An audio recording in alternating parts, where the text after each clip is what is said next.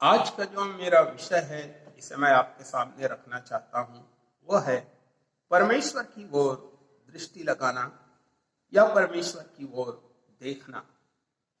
दूसरा इतिहास के 17 अध्याय में हम यहूदा के राजा यहोशापात के बारे में पढ़ते हैं तो हम पाते हैं कि यहोशापात परमेश्वर की खोज करने वाला और उसकी आज्ञाओं का पालन करने वाला राजा था।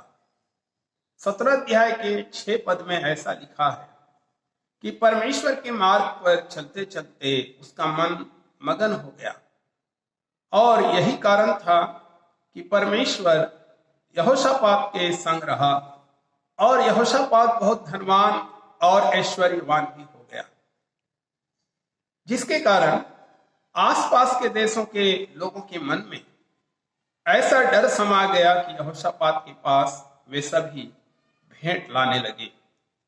यहोशापात ने धार्मिक क्षेत्र में भी बहुत अच्छे अच्छे काम किए। उसने मूर्तों को अपने देश से दूर किया और संपूर्ण यहूदा में परमेश्वर की व्यवस्था को सिखाने के लिए कई लोगों को भी उसने नियुक्त किया।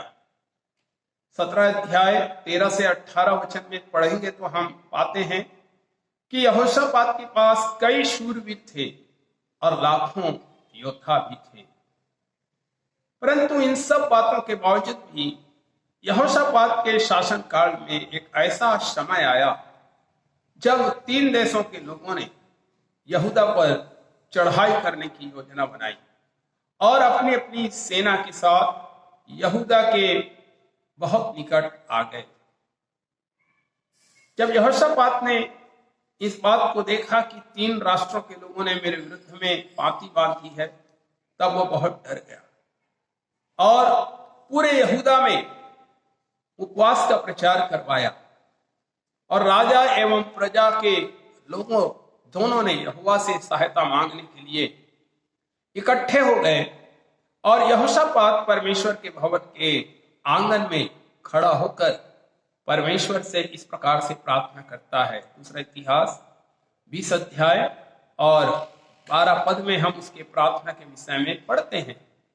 वो परमेश्वर से ये प्रार्थना करता है, हे परमेश्वर, यह जो बड़ी भीड़ हम पर चढ़ाई कर रही है उसके सामने हमारा तो वश नहीं चलता और हमें कुछ भी नहीं सूझता है कि हम क्या करें, परंतु हमारी आंखें तेरी ओर लगी हुई है। ध्यान दीजिए कि यहोशापात क्या कहता है। वो परमेश्वर से कहता है, हे परमेश्वर, हमारी आंखें तेरी ओर लगी हुई है। और जब यहोशापात अपनी प्रजा के लोगों के साथ परमेश्वर से प्रार्थना करता है तब परमेश्वर ने यहोशापात और उसकी प्रजा के लोगों की इस प्रार्थना को सुना और दूसरा इतिहास 20 अध्याय और हम 14 वचन में पढ़ते हैं कि परमेश्वर की आत्मा की अगुवाई पाकर यहजीएल नाम एक लेवी कहता है कि हे राजा और यरूशलेम के निवासियों, सुनो, यहोवा तुमसे यह कहता है कि इस बड़ी भीड़ से मत डरो, क्योंकि यह युद्ध तुम्हारा नहीं परंतु परमेश्वर का है। यह लड़ाई तुम्हें लड़नी नहीं पड़ेगी, तुम उस भीड़ का सामना करने को चलना और यहोवा की ओर से अपना बचाव देखना। और यदि हम दूसरा इतिहास 20 अध्याय और 13 से 24 पद तक पढ़ेंगे तो हमको पता चलेगा कि यह तीनों देश के लोगों के विरुद्ध परमेश्वर खुद लड़ा और वे पूरी तरह नाश हो गए। हालेलुया, प्रभु के नाम की महिमा हो। मेरे प्रिय भाई और बहनों, यहोशापात के समान मेरे और आपकी स्थिति भी हो सकती है। यहोशापात के समान शैतान भी कई प्रकार से हमारा सामना करने को निकला होगा।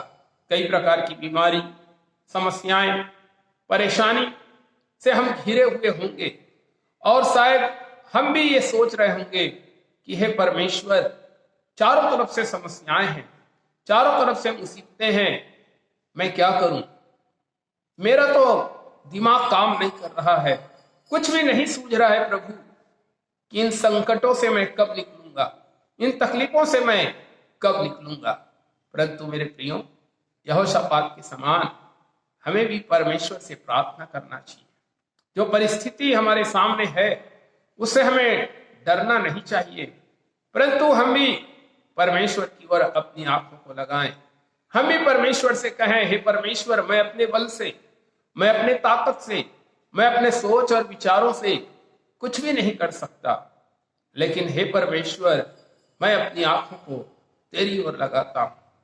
मैं तेरे ही ओर देखूंगा प्रभु, मैं तेरी ही ओर ताकूंगा और तू ही मुझे इस समस्या से, इन संकटों से और इन परेशानियों से निकालेगा। भजन संहिता 25 अध्याय और 15 पद में दाऊद कहता है कि मेरी आंखें सदा यहोवा पर टकटकी लगाए रहती है और वही मुझे छुड़ाएगा। मेरे प्रिय भाई और बहनों, दाऊद एक शूरवीर व्यक्ति था, राजा था।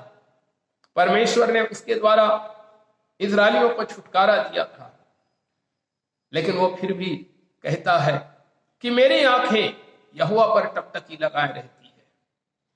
मेरी आंखें मनुष्य पर टकटकी लगाए नहीं रहती। मेरी आंखें जो है मेरी सेना पर लगी हुई नहीं है। मेरी जो आंखें हैं वो दूसरे राज्य के लोगों पर लगी हुई नहीं है कि जब मेरे जीवन में समस्याएं आएंगी और शत्रु मेरे विरुद्ध खड़े होकर पांति बांधेंगे तब मैं उनसे सहायता मांगूंगा। परंतु वो कहता है मेरी आंखें यहोवा पर टकटकी लगाए रहेंगी, क्योंकि वही मुझे छुड़ाएगा। आज हमारी आंखें हम प्रभु की ओर लगाएं।